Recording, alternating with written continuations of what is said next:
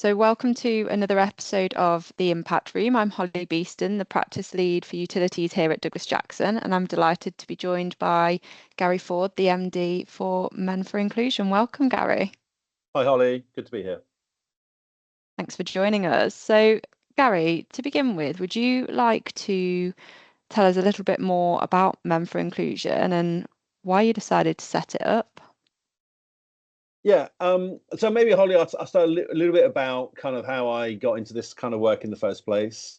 I'm a technologist by profession. I started my working life as a trainee programmer, writing code many years ago now, nearly 40 years ago, which is a bit scary. Um, uh, And I guess my journey with D&I probably was, I guess a good 30 years later. So I was working at JPMorgan Chase, large financial services organization. I was a managing director there within their global technology division. And technology as a sector has traditionally had a problem attracting and retaining women. Okay. So if you look at the UK, certainly US, most of Europe, women make up less than 25% of the sector typically. Mm, JP Morgan at the time wanted to do something about that. This is probably about 10 years ago now. And one of the first things they did was form a gender network group focused on technology. So it's called Women in Technology, or WIT for short. And as a senior leader there, I was part of the executive team running their Bournemouth campus on the yeah. south coast of the UK. I was asked to be a sponsor. So I suddenly found myself as often the only man in the room with a room full of about 50 women. Okay. That's quite ironic, given how often women find themselves as the only woman in the room when they work in technology.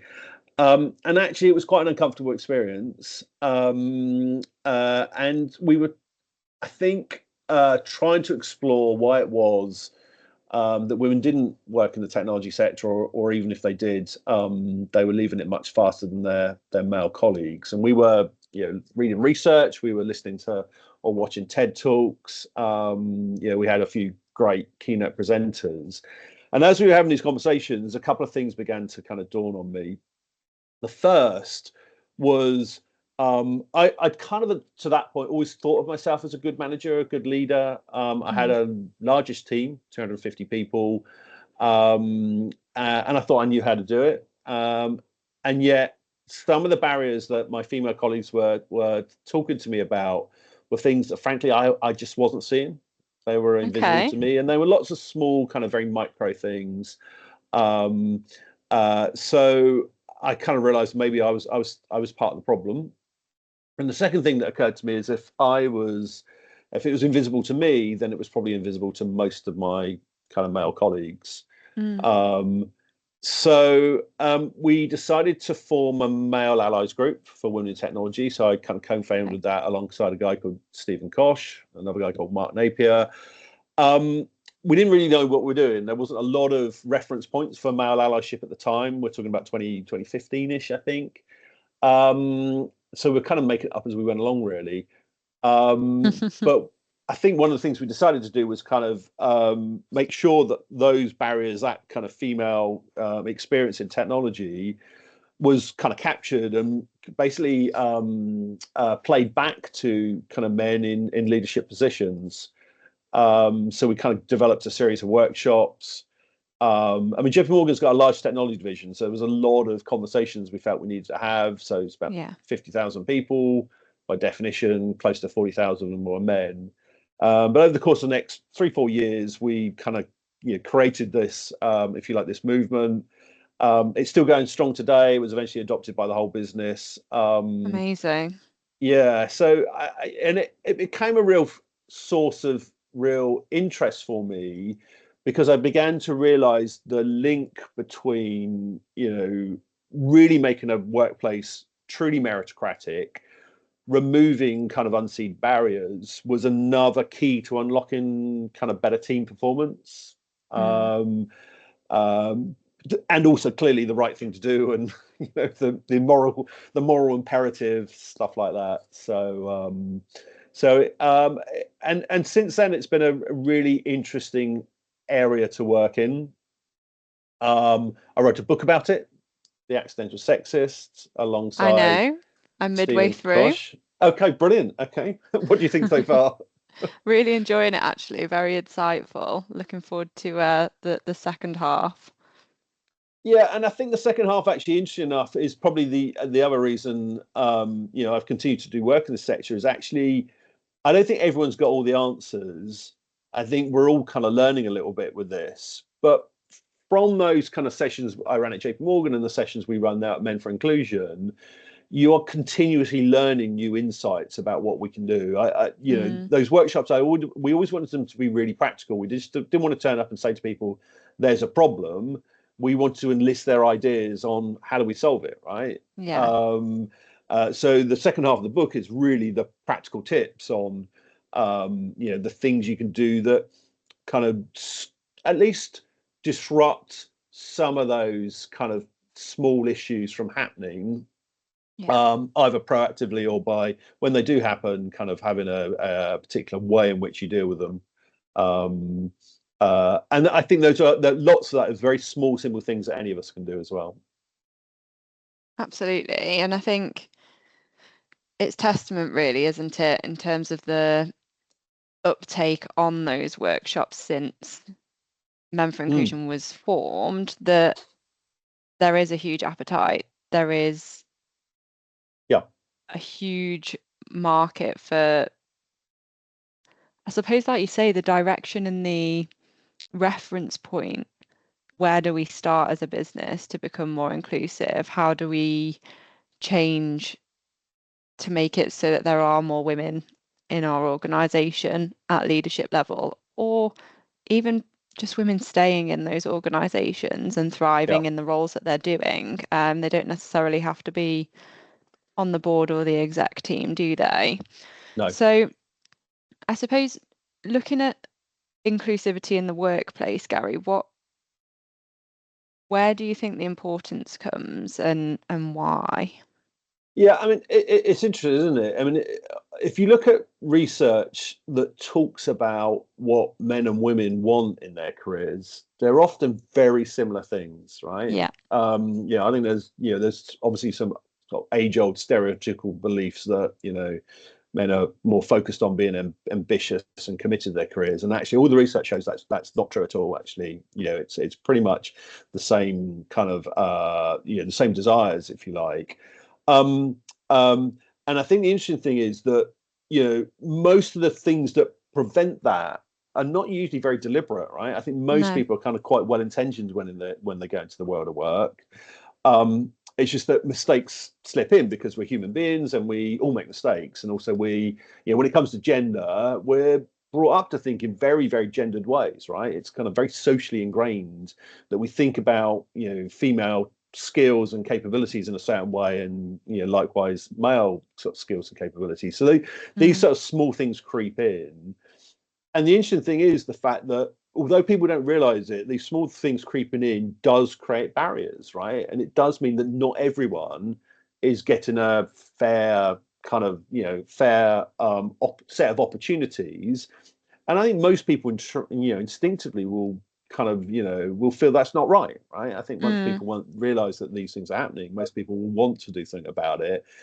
But I think we also have to recognize that, this is still something we're sort of learning, and we're still learning together.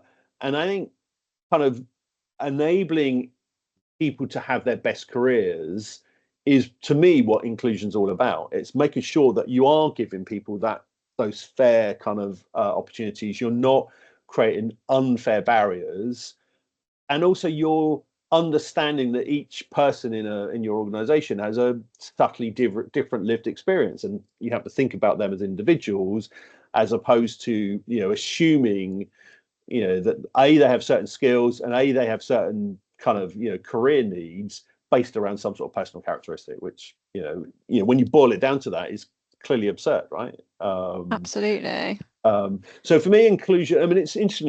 In the DE and I kind of landscape, the D part, the diversity part, which I guess to a large extent is about representation often, Mm, for most people, that's something they can't do much about most of the time. It's not like we're all Yeah. hiring every single day, right? Or we're all Yeah. making promotion decisions every single day, or we're writing HR policy or whatever. But inclusion is something we can all do every single day, right? And I Yeah. think, the key to me is if we focus more on that, inclusion is almost like, if you like, creating the fertile ground for diversity to flourish. I really like that. Because you're kind of making it a place where everyone has, as much as possible, the right opportunities, including the people that come from a slightly different lived experience to you. And creating that culture and environment for Yeah. inclusivity to be possible, even. Yes. Yeah, exactly. And I think just touching on some of the things that you've just mentioned there, some of the most ambitious people that I've met are women on the ascending in their career trajectory. And I Yeah. think I also believe that it's not always a conscious decision Absolutely. not to be inclusive. Yeah. I think sometimes they are inherently ingrained beliefs Yeah. that we tell ourselves. Yeah. We call them accidental sexisms. The book we wrote, myself, Stephen Kosh, Dr. Jill Armstrong, The Accidental Sexist, um, is because people aren't going out to make mistakes. They do happen because of the way we think. Yeah. And there are lots of small things. They're often not very egregious, but small things like we instinctively expect women to pick up administrative tasks which are not their job, right? Yeah. That happens all the time. And particularly in sectors where women are underrepresented, they have to work a lot harder to prove their competency. And I found this all the time working in technology. Mm. Women walking into the room were just assumed to not be, the hardcore engineers. It was assumed that they were doing the stuff that our kind of conditioning expects us to them to be doing. So what our conditioning expects women to be really good at kind of people related stuff, to be super conscientious, to be really good at attention to detail. Clearly true of some women, clearly not true of all women. But in the technology field, the way that plays out is we just assume that women are doing those type of roles. We're assuming women are project managers, which has a lot of administrative type work to it. We assume Yeah. they are business analysts, which has a lot of people type work to it, as opposed to being engineers.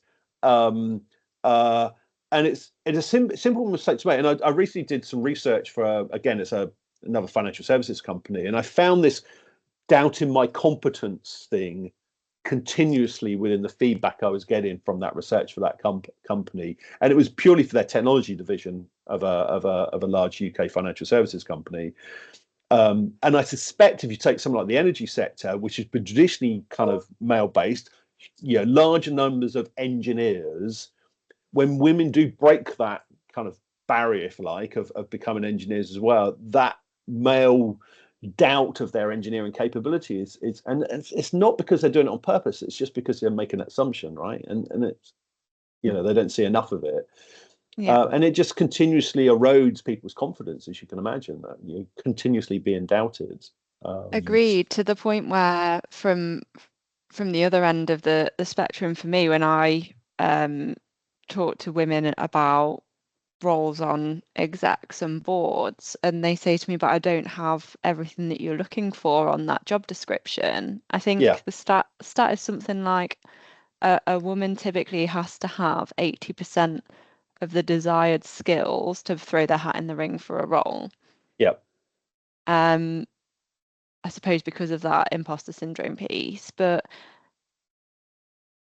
where I suppose where do we bridge that gap to prevent that happening? Because ultimately we can see that it's stopping women from progressing in their careers, mm, and there really is no need. yeah.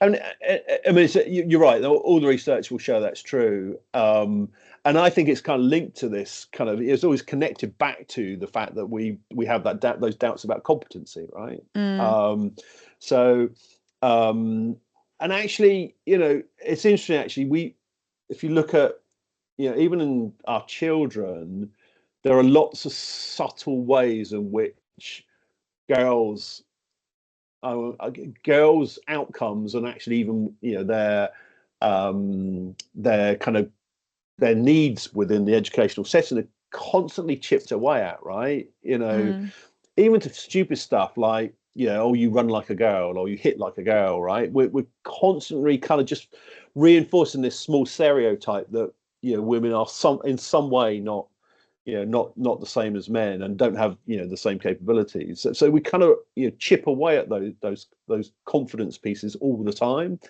Almost is it a creating an surprise? inferiority complex by the time they're of school Often, leaving age. often if we're not careful, and that continues to sometimes play out in the workplace, because again, you're really the engineer or you're really the person that's capable of that. And the flip side of that is that, again, when women are underrepresented, and actually this is true of other people from traditionally underrepresented groups, so whether that's ethnicity or sexuality or whatever, when they are underrepresented, particularly in those kind of senior positions, they're also hit with other kind of we call them accidental sexisms, i.e., when they make a mistake, everyone notices, right? And actually, Mm, they end up being more harshly punished. And it's all assumed, well, she made that mistake because she's a woman, as opposed to she made that mistake because we all make mistakes, right? And then the other killer is the fact that there's a bunch of people that will assume she just got the job because she's a woman, because of the diversity quota and all this kind of yeah. stuff. So, so those things also tend to play out if you have kind of underrepresentation of any nature. Mm, um, so it kind of, to your point, it reinforces some of these barriers, and can create, and not always clearly, but can create doubt in people being comfortable in those positions as well. absolutely. And you talked about in your time with JP that you clearly recognize the need for allyship to make a difference in that inclusivity piece. And we do hear a lot about allyship in the workplace. So, how important do you think it is? And what do you think allyship should look like? Yeah, it's really interesting. This is such an interesting area, and I'm almost a little bit conflicted by the word now, having described the fact that I kind of helped set up a Male Allies program, um, and because I do worry that it's people have quite different views about what it is. Um, and I think the first interesting thing I'd say about allyship is one of the things I've learned, and a really good friend of me kind of made this comment to me about 6 months ago, and I hadn't kind of thought about it like this. He said, whenever anyone asks me if I'm an ally, my response is, that's not up to me to decide. I can't say I'm an Mm, ally. Someone else, who maybe is from that kind of different, kind of group, maybe has to describe me as an ally, right? They can say I'm an ally. I can't self-declare myself as an ally, yeah. right? It's up to someone else to realize that I am trying to do something that's going to try and make their work experience, or even their personal experience, a better thing. So I think that's the first thing. But the other slight thing that worries me about allyship, and I do think it's important. It has to be a doing word, by the way. I Yeah. do think people feel do allyship to have the badge, but actually do they do anything differently? But I worry that sometimes allyship is all about kind of helping people, uh, you know, get better career outcomes, but only in the current environment. So it might be, if we stick with gender, it might be sporting, coaching, training, mentoring, sponsoring women, but only on how to succeed in the current culture, right? Yeah. And that's still a good thing, I think, and we've seen lots of that in D&I strategies, I think. But I think there's one step further. At Men for Inclusion, we call this the inclusion leader as opposed to the ally, right? Ally's kind of Yeah. stage 4 on a 5-step journey. The inclusion leader, that person is, coaching, training, supporting, mentoring, sponsoring women, and in fact, men too, right? Mm, They're doing it for everyone on how to succeed in an inclusive culture, and that's a very different thing, because that's about trying to change the culture. Um, yeah, so if I give one small example, one of the accidental sexisms we describe is this idea that women find it much harder to be seen, particularly in group settings. So their voices are less likely to be heard. They're interrupted more frequently, and they're more likely to have their ideas stolen and credited to a man. So an ally might coach that woman on how to speak up, how to have how to speak louder, how to have more presence. And if you did that with every woman, all you're going to do is have a room full of shouting people, right? Whereas an inclusion leader will just change the way the meetings run, will change the kind of dynamic of that meeting that ensures that everyone kind of gets that equal opportunity to speak, and the room isn't kind of run by the loudest voice, right? I mean, the number of companies we've done research for where they talk about the culture, and it's the loudest voice that wins, right? It's often you kind of come across that type of environment. And So I think allyship's important. yeah. Sorry, you go, Holly. Sorry. No, I was just going to say that, and that can work both ways too, can't it? Equally, there can be some overpowering voices that come from confident females in the workplace too. And I think the allyship piece isn't just about being an ally of somebody that doesn't look like you. I think ultimately there are jobs to be done for leaders that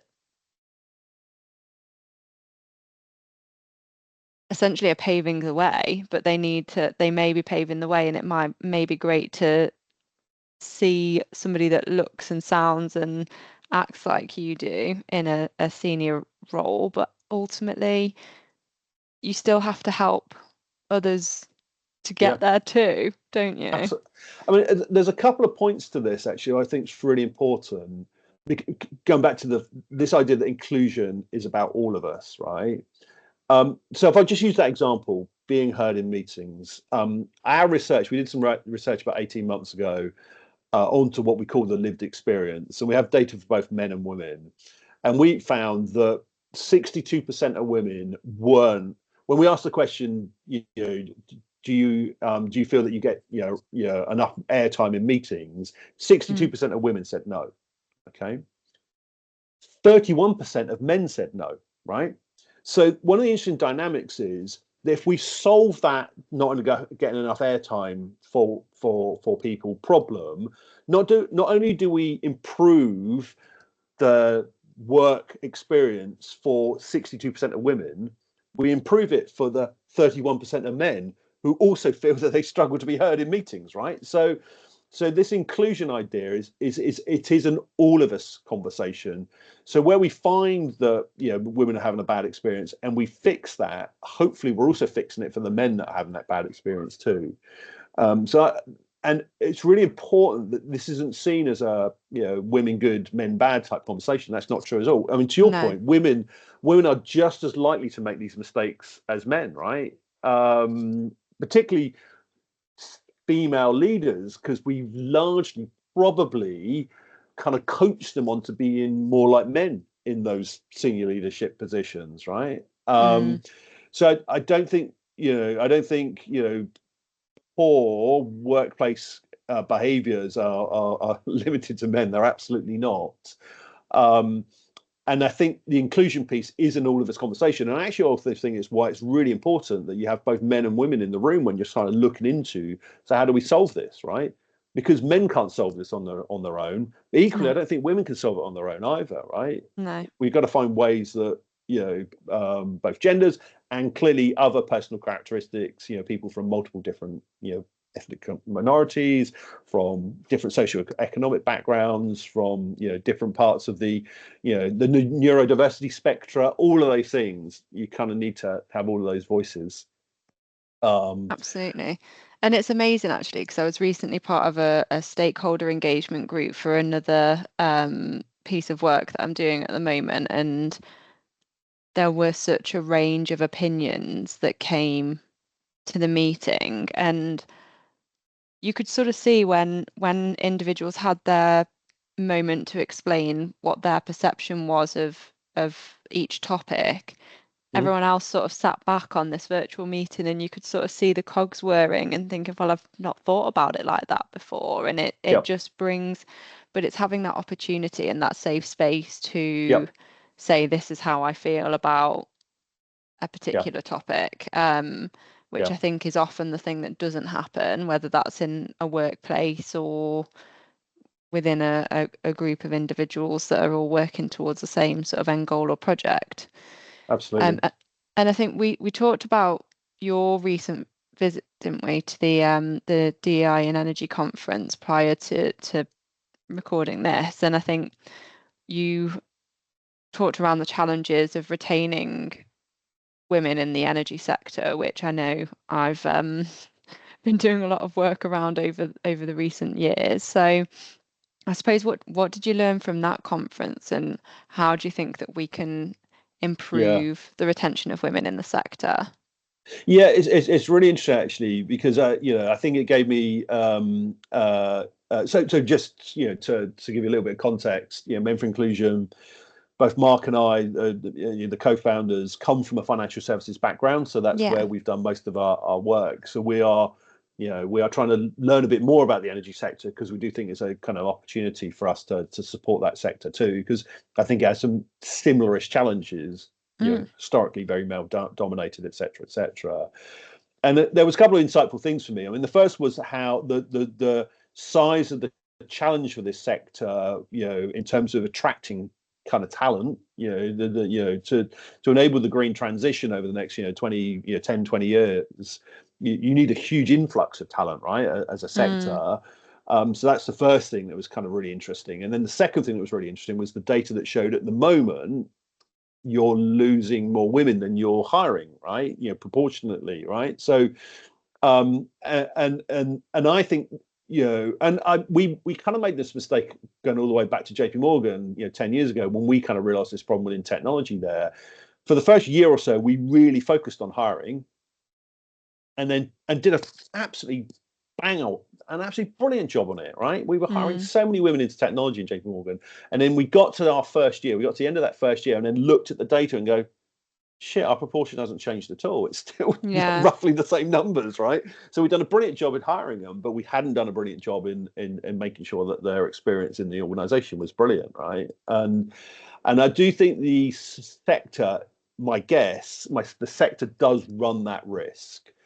Um, um, so if only focusing on hiring more women, or even promoting the ones that are there, I think you also run the risk, if you're not trying to change the culture alongside the way, the chances are you're gonna lose them just as quickly. And that cultural change is really difficult and has so many different kind of dynamics to it. But I think you've got to start. And one of the places you start, and this is where Men for Inclusion typically come in, is we need to find ways of engaging the current male majority into having more positive conversations about this subject. Yeah. Because Do you think and sometimes it's a fear of people worrying about saying the wrong thing as well now, though, Gary? For sure, yeah, absolutely. That's definitely. I mean, I think if you look at, and I don't want to lay the whole ills of the world onto straight white men because that would be super unfair, right? But if you use that cohort as maybe a traditional kind of worker in this sector, then their experience with D&I over the last 10 years has probably not been a brilliant one, right? I mean, Mm. there's been a lot of very negative messaging for them. They've been kind of, brought into rooms and told they're biased, albeit unconsciously, or they're aggressive, albeit in a micro way. They see their firms making big commitments to, female empowerment, hiring more women or whatever. And a few of them are kind of going, well, what what's in it for me, right? And I hear this backlash kind of thing quite a lot now, about where a lot of men are feeling that they are the most discriminated kind of group now, because of Mm. all this kind of messaging. Um, and even the ones that do want to positively engage, to your point, are worried that they say the wrong thing. And when they say the wrong thing, they're kind of cancelled, or they're kind of shut down or whatever. Or even So ostracized in some yeah, situations. absolutely. And we just don't think that's the right approach. I think we have to find ways of engaging with those people and make it a more positive conversation. and not a negative one. And I think, if they're worried about their future kind of career, I mean, I think, all the data will show it's not like the sector's not hiring men or white men. It's not like it's not promoting them either, right? Those things are still happening. Yeah. So I think, anyone with the right behaviors and skills and mindset and all that good stuff will, I'm sure, still flourish in their careers. But I think it's kind of having that conversation with people that this is a win-win, right? This is not, sort of pitting one group against another.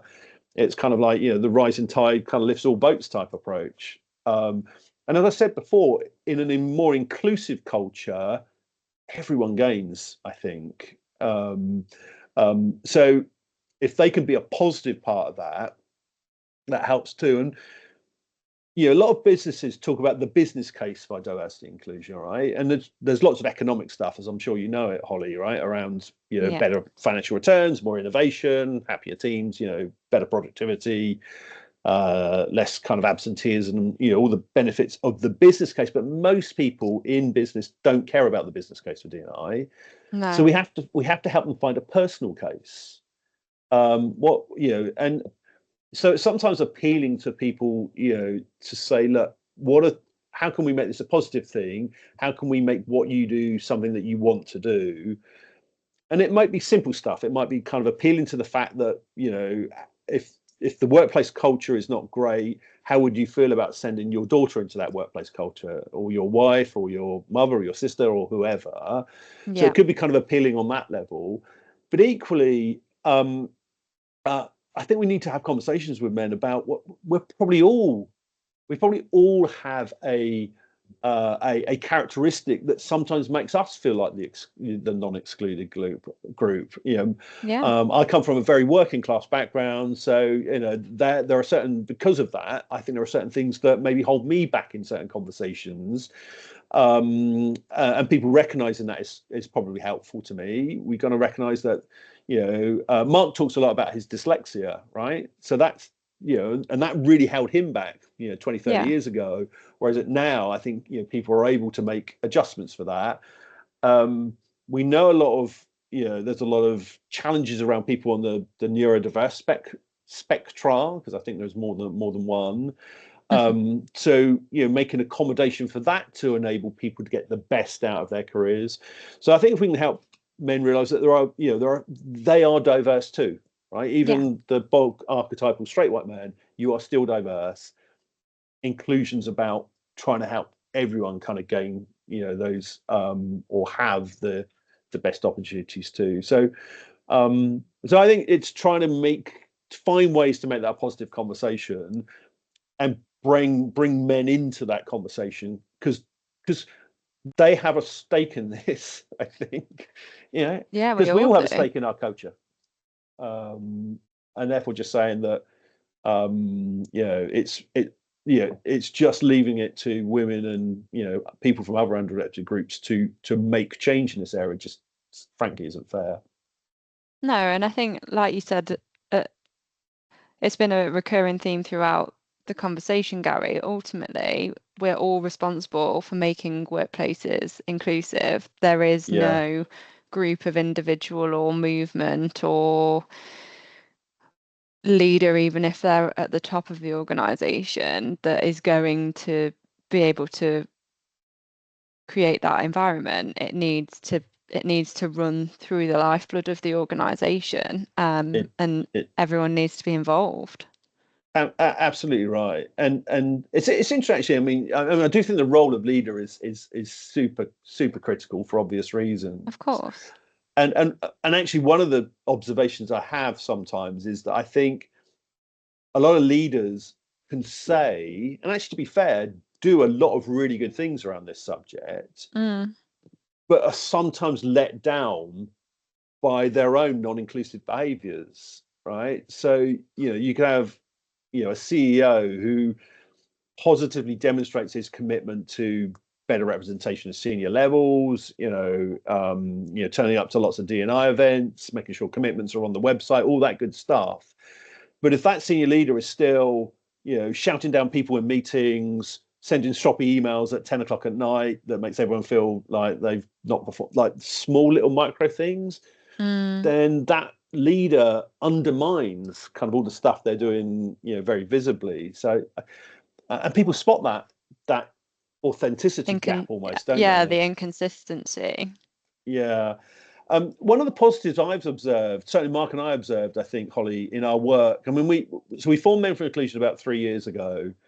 Although, to be honest, for both of us, it was a bit of a side hustle for a couple of years, but we've been doing it full time for about a year now. And one of our observations, having worked with quite a number of execs and kind of board level teams the last year, 18 months, is how many of those senior leaders are actually quite authentic on this subject now. We're beginning to see how, people in leadership, and I think the two are connected in some ways, but people in leadership are better at inclusion perhaps than they were, 5, 10 years ago, right? This idea that inclusive leadership is simply good leadership, and therefore inclusive leaders will be the ones that kind of gonna get more and more of those high profile kind of opportunities. I think there is a connection. And I think it's actions versus it just being words as well, isn't it? It's really important that it's not just a bullet point list on a No. website, and it needs to be seen authentically throughout the business, and that's from the person at the top leading it through to the entry level individuals that are going to be the future of the business. Spot on. And I think one of the things connected to that is, this idea of seeing your D&I strategy as a strategic kind of imperative almost, right? And again, for the energy sector, given the size of the task in front of them, seeing it as a strategic imperative, I think is quite a helpful thing to do. And I think a lot of companies' D&I strategies feel to us sometimes like they're just a series of kind of disconnected events, where it's like, oh, it's Black History Month, let's rah rah rah and make a few public statements about that, and oh no, it's now moved on to Pride Month or whatever it is, right? So and they set up all their kind of business resource groups or their employee resource groups, but then maybe don't give them too much money and kind of just let them get on with it, and they're forever just all running very similar events, that appeal to maybe people in that group, but maybe not appealing much beyond that. And I mean, I wouldn't say it's a bad thing to have those employee resource groups. It's absolutely a good thing, but I think you need more than that. Because what you're asking for those groups to do a lot of the time is for the people from those underrepresented groups to try and do this massive cultural shift from the side of their desk, right? I mean, it's and what we're trying to do is absolutely difficult, because if it were easy, we would have done it decades ago, right? And we wouldn't need to be worrying about it now. Exactly. So we're asking this cultural shift to happen without really giving it a proper fighting chance, I feel, right? Because if it is a strategic imperative, and some companies will say it is, then it needs to look like any other strategic program that you've kind of got on your book of work, right? And it needs to have, funding. It needs to have skilled resources. It needs to have, governance. Clear goals. It needs to have, exactly, some real, measurable outcomes, like all the things you'd expect. And then that continuous investment idea, right? That it's not just it's a one and done type thing. It's an ongoing investment. I kind of recently started using this kind of connection to my background, my technology background. So technology is, I think, a continuous investment requirement, right? If you don't continuously invest in your technology as a business, then it's going to degrade, right? And when your technology degrades, it means you're more, you have much greater kind of cyber risk. It's more likely to break. All right, it's more likely to kind of cause disruption to your business, right? So every CEO knows that they need to continuously invest in technology, right? And I would argue that you need to think about your culture in the same way, right? Because if you don't continuously invest in your culture, then that will degrade too, right? And Yep. and the risks are just as large. It won't be a cyber risk, but it'd be some huge, horrible reputational risk thing, right? Yeah, of course. Because someone does something really egregious that just won't look good for your business. And obviously, every business faces challenges around investment. So I think this is just the same. There might be some years where you invest a little bit more, might be some years where you have to scale it back. I Yeah. think that's expected. But to And it's not not have it as necessarily a a financial strategy investment, though, Gary. Sometimes I doesn't have to be. think, no, just the investment of time more often than not can be something. But the Yeah, way that you're sort of articulating it now, I just keep coming back to it's an evolution. It's something that will continuously evolve. yeah, yeah. I mean, you're right, and I think this is one of the interesting ideas. And the reason, like today, this podcast is a really great thing to be doing.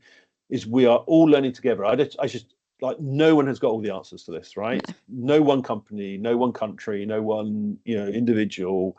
We are all learning, and I think the more we share that learning, the better. Um, and right now, that learning is not happening in certain places, No. and that's a massive risk for us, I think. Yeah, and I I'm really excited to see where Men for Inclusion takes itself over the next few years as well. I think when you look back on where the ideas sort of been born from and the step change of difference it's making in the organizations that you're working with, it just shows that with the investment of some time, some money, and a clear direction as to where organizations want to be on their inclusivity journey, it it's the art of the possible, isn't it? Until you start to uncover it, you just don't know what you can I mean, achieve. it's one of the reasons I love doing the work I'm doing now, Holly. Is I learn I learn something new every day. Is literally a school day for Mm, me, right? Someone has an insight that I just haven't thought about before. It's such a fascinating area to do work. And sometimes it feels like you're sort of changing the world one conversation at a time, but simple stuff you can't sheep dip people into this stuff. I really don't think you can no, do that. I mean, and lots of companies do sort of online kind of watch it yourself type, and some of that can be quite useful, but I think it's I don't think people kind of massively change the way they operate just based on that. You need to get people in a room and have proper conversations about this stuff. definitely, definitely. Um, And I know it's something that we could talk about all day as well, couldn't we? But I think it's been really interesting to hear from your perspective some of the things that you've seen cross sector, working for a large corporation as well as um, for yourself in more of a